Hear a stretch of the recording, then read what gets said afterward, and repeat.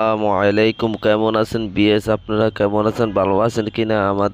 আমি আপনাদের মাঝে একটা ফ্যান খোলা নিয়ে একটা নিয়ে আসছি। দেখেন, মানে ফ্যান কিভাবে খুলতে হয়, মানে ফ্যানের কি সমস্যার কারণে খোলে। দেখেন, আমি এটা টেস্ট করার পরে দেখলাম ফ্যানের লুপ কোনো কানেকশানে দেখাতে যাচ্ছে না। এই জন্য 4টা লুপ থাকে, ভিতরে কোনো কানেকশন থাকে, এই জন্য খোলার জন্য দেখেন করতেইছি। দেখেন 2 মিনিটে মানে আপনার সাকসেসফুল হয়ে গেছে খোলাটা। দেখেন কিভাবে খুলতে হয়।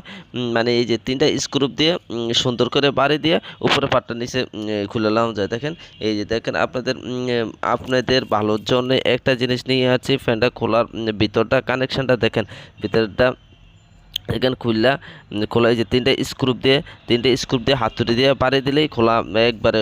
একবারে সোজা। মানে আপনি বুঝতেই পারবেন না কিভাবে আমি খুলতেছি, মানে কিভাবে কি করতেছি। কোনো হিট দেওয়া লাগে না, কোনো কিছু দেওয়া লাগে না, কোনো সমস্যা। এই দেখেন, মানে খোলার কারণটা হয়েছে আপনার জ্বলা, 2টা লুপ কানেকশন বলতে 2টা কোরই জ্বলা। মানে আমরা ইলেকট্রিকের ভিতরে বা ফ্যানের কোনো সমস্যা পুরো ইয়েটাই জ্বলার কারণে। আর অনেক দিন ফ্যান হয়ে গেছে, তো এই যে দেখেন, মানে এটার একটা প্লাস্টিক ভিতরে থাকে, প্লাস্টিকটা একবার উড়মচে হয়ে মানে একবারে নষ্ট হয়ে গেছে।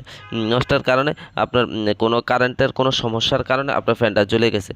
জ্বলার এই যে নিয়মটা দেখেন, এই যে 16টা কোর থাকে, 16টা কোর থেকে 2টা কোর, উপরের 2টা কোর জ্বলে গেছে। জ্বলার কারণে এই যে দেখেন একবারে কমপ্লিট বাদ।